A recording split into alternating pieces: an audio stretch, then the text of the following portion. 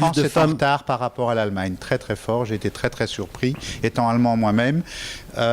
Donc j'étais habitué également à une autre vision de la mixité, de la diversité, de la répartition homme-femme, pour utiliser cette phrase, ou de l'équilibre homme-femme. Ça c'est encore la phrase que je préfère. Et donc il y a vraiment un combat à mener, non pas dans le sens combat dur, on n'a pas d'adversaire, on a des clichés, on a des habitudes. Ce que je trouve en France, c'est une présence trop faible des femmes dans certaines écoles. Donc là, on a déjà du mal. Et je crois qu'on a un rôle à jouer également, m'occupant également de la formation chez Mercedes.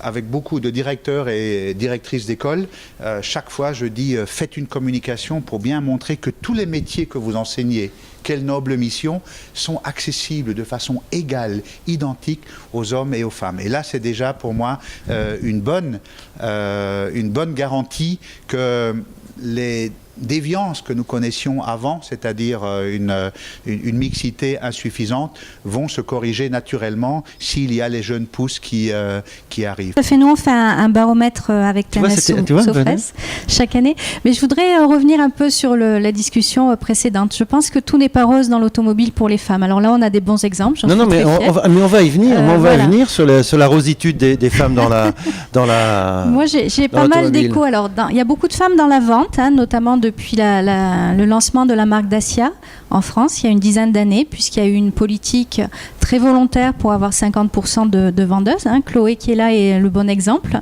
Donc la vente est de plus en plus ouverte aux femmes, ça c'est sûr. Après, c'est vrai qu'en distribution, on trouve beaucoup de femmes en secrétariat commercial, secrétariat après-vente, les fonctions support.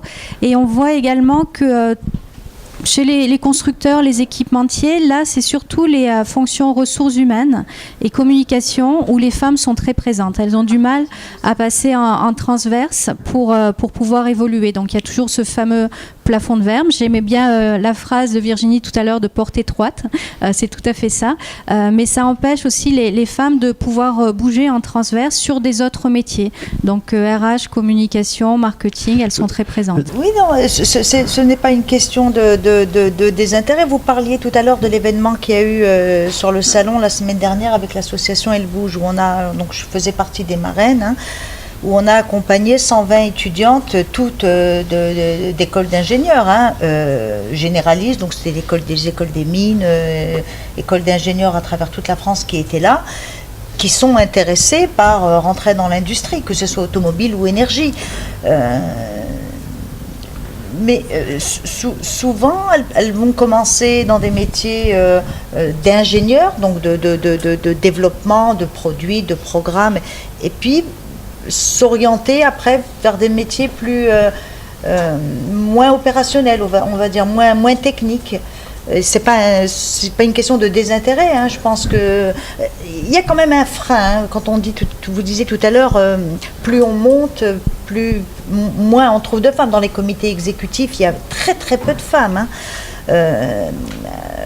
Tout n'est pas de la faute de l'entreprise. Il y a un frein qui vient de c'est culturel, c'est sociétal, mais de nous aussi, de nous les femmes. Vous n'osez pas alors je dis moi j'ose, mais souvent on a peur, on se dit on va pas y arriver, comment je vais faire avec ma vie de famille, comment je vais faire avec mes enfants, et si, alors souvent moi je suis dans des groupes internationaux depuis toujours, il faut être ouvert à la mobilité, alors ça devient compliqué, comment je vais faire, mon mari va pas suivre, mes enfants, donc et on se dit allez, ça devient trop compliqué, allez, je vais faire quelque chose où moi je pense que si, quand même.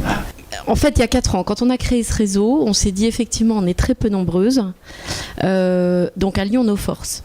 On est parti du constat, encore une fois, que les 6% de femmes dans l'encadrement supérieur n'étaient pas tolérables par rapport aux 20% de femmes dans l'entreprise. Donc on a monté un petit groupe de personnes qui avaient envie envie de s'engager, envie de porter le sujet, parce que sinon ça ne marche pas, et envie de porter le sujet de façon plus large dans l'entreprise. Donc aujourd'hui on fait quoi ? On fait 2 choses.